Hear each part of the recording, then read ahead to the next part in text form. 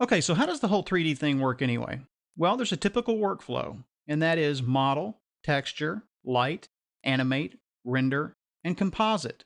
Now, I say it's a typical workflow. That's because you're not always going to use all of these things, but you will always use some of these things. So instead of trying to explain it to you, I thought it would be better just to show you. So let's pretend that we have a project from a client, and don't worry about trying to follow along with this. We're going to go over all of these things in more detail in later tutorials. So just sit back, relax, and enjoy yourself. So again, let's pretend that we have a client and he wants us to create a logo for him. Okay, so let's get started. I'm going to go ahead and drop a floor object into my scene. And I'm going to come over here and I'm going to grab a text object. Let's go ahead and call this something more meaningful. There we go. All right, let's zoom out so we can see it. I'm going to go ahead and change the font to a thick font, something like an Arial Black. There we go. And maybe scale that down a little bit. All right, that looks pretty good. Let me go ahead and put an extrude NURBS into the scene, or an extrude, and we'll put the text under the extrude NURBS as a child. And if we click on the extrude, we can control the depth of that, negative or positive. So let's say that we like that.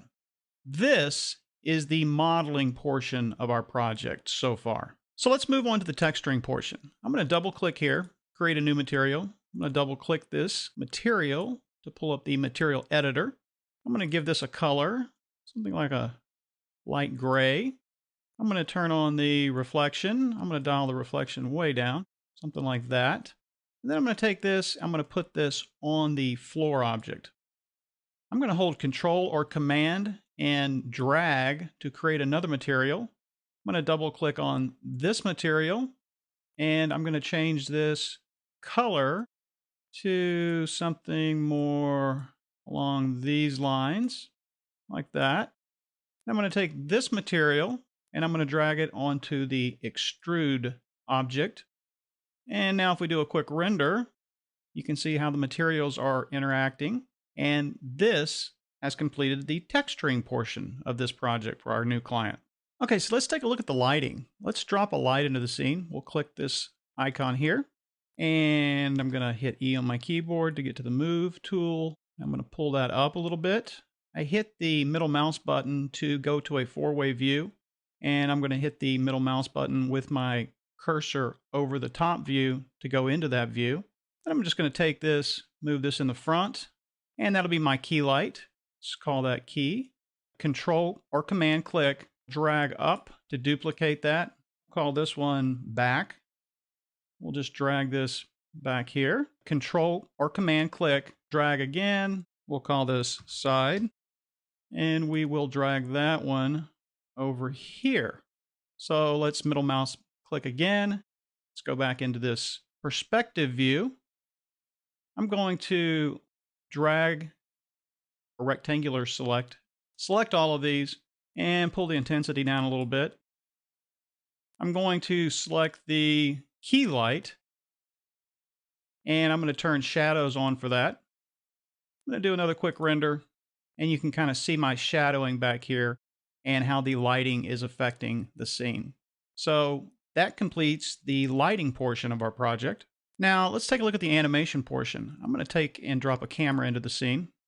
And I'm going to click this icon to go into the camera view. I'm going to come over here and change this from 800 by 600 to 1280 by 720.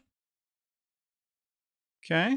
And I am going to just sort of get this camera where I want it to end up at. I am going to duplicate the camera. So we'll call this one camera end, camera begin. I'm going to go into that camera.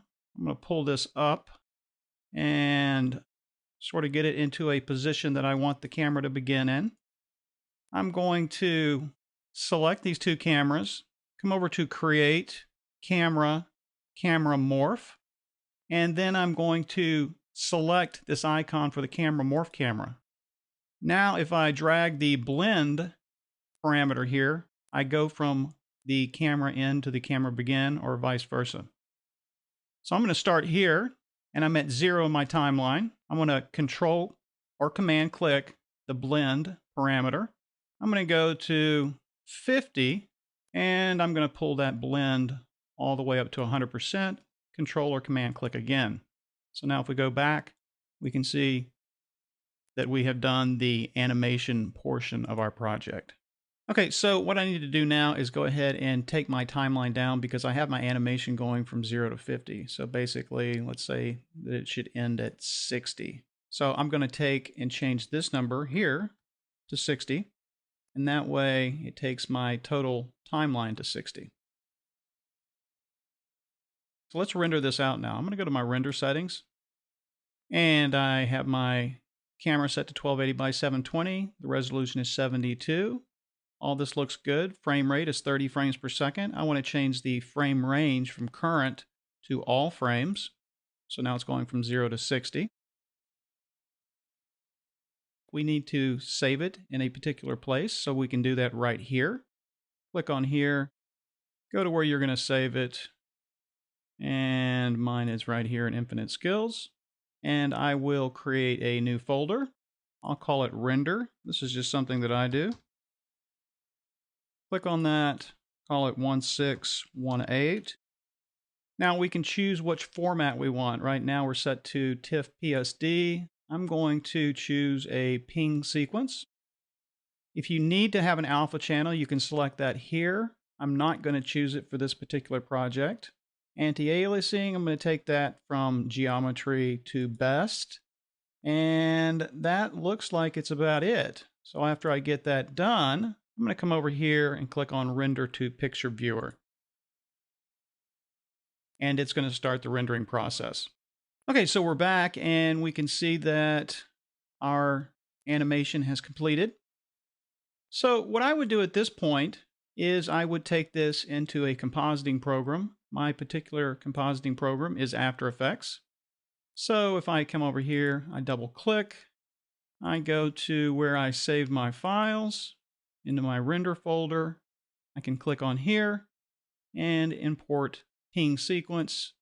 I can take this information, drag it into a new comp, and we have the animation here. The great thing now is that you can use all of the power of After Effects, like blurs, that if you were to apply these in the 3D program would just take forever.